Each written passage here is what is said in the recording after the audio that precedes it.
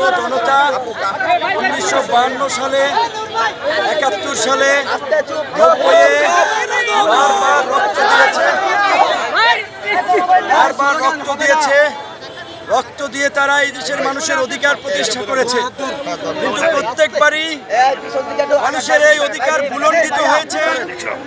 জনবান্ধব সরকার এবং শাসনের পরিবর্তে দখলদার দানব তৈরি হয়েছে।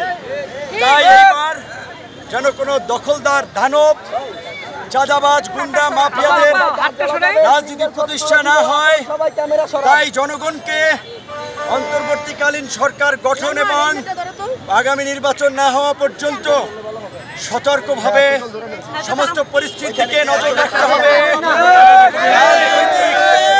রাজনৈতিক দল আন্দোলন সংগ্রাম করে এই গণ অভ্যুত্থান করতে পারত না। জনতা রাজপথে না নামতো, আগামীর সরকার হবে তরুণদের নেতৃত্বে আম জনতার সরকার। এই মহল্লায় ভালো মানুষটিকে আপনারা রাজনীতিতে এনকারেজ করুন। পরিবর্তনের রাজনীতির অঙ্গীকার নিয়ে আমরা গণ অধিকার পরিষদের পথ চলা শুরু করেছি। আমরা কোটা সংস্কার থেকে রাষ্ট্র সংস্কারের আহ্বান জানিয়েছি। এই তরুণদেরকে নিয়ে আমরা আগামীতে রাষ্ট্র সংস্কার করতে চাই। এই রাষ্ট্রকে জনবান্ধব, গণতান্ত্রিক, সহনশীল রাষ্ট্র হিসেবে গড়ে তুলতে চাই। দেশবাসীকে ধৈর্য এবং সহনশীলতার সাথে পরিস্থিতি মোকাবেলায় জাতীয় ঐক্য এবং সংহতি তৈরির আহ্বান জানাই।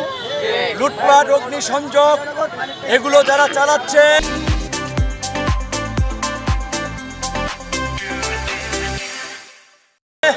তাদেরকে রুখে দিতে হবে। পুলিশ, থানা তারা সরকারি প্রতিষ্ঠানের একটা পার্ট। আমরা সরকার গঠন করলেও তাদেরকে আমাদের লাগবে। পুলিশের মধ্যে হারুন বেনজিরের মতো যারা দুর্বৃত্ত ছিল তাদেরকে চিহ্নিত করে ব্যবস্থা নিতে হবে। সাধারণ কোনো পুলিশের ক্ষতি করা যাবে না, থানায় আক্রমণ করা যাবে না।